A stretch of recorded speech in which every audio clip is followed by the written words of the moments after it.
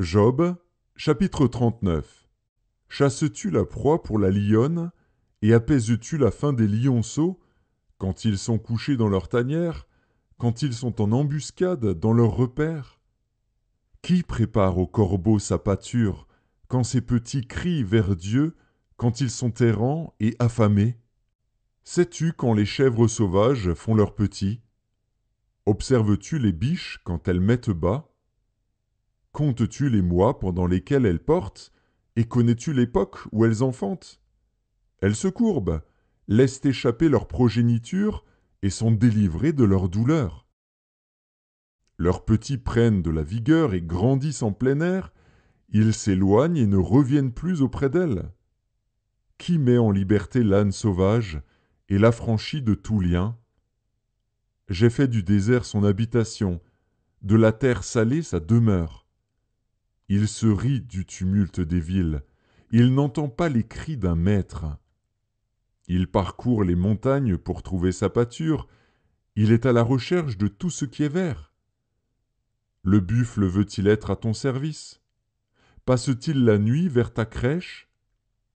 L'attaches-tu par une corde pour qu'il trace un sillon? Va-t-il après toi briser les mottes des vallées? Te reposes-tu sur lui parce que sa force est grande? Lui abandonnes-tu le soin de tes travaux? Te fies-tu à lui pour la rentrée de ta récolte? Est-ce lui qui doit l'amasser dans ton aire? L'aile de l'autruche se déploie joyeuse. On dirait l'aile, le plumage de la cigogne. Mais l'autruche abandonne ses œufs à la terre et les fait chauffer sur la poussière. Elle oublie que le pied peut les écraser, qu'une bête des champs peut les fouler. Elle est dure envers ses petits, comme s'ils n'étaient point à elle. Elle ne s'inquiète pas de l'inutilité de son enfantement, car Dieu lui a refusé la sagesse, il ne lui a pas donné l'intelligence en partage. Quand elle se lève et prend sa course, elle se rit du cheval et de son cavalier. Est-ce toi qui donnes la vigueur au cheval, et qui revêt son cou d'une crinière flottante? Le fais-tu bondir comme la sauterelle? Son fier hennissement répand la terreur. Il creuse le sol et se réjouit de sa force. Il s'élance au-devant des armes. Il se rit de la crainte. Il n'a pas peur. Il ne recule pas en face de l'épée. Sur lui retentit le carquois, brille la lance et le javelot. Bouillonnant d'ardeur, il dévore la terre.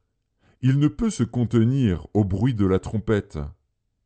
Quand la trompette sonne, il dit « En avant !» Et de loin il flaire la bataille, la voix tonnante des chefs et les cris de guerre. Est-ce par ton intelligence que l'épervier prend son vol et qu'il étend ses ailes vers le midi? Est-ce par ton ordre que l'aigle s'élève et qu'il place son nid sur les hauteurs? C'est dans les rochers qu'il habite, qu'il a sa demeure, sur la cime des rochers, sur le sommet des monts. De là il épie sa proie, il plonge au loin les regards. Ses petits boivent le sang. Et là où sont des cadavres, l'aigle se trouve.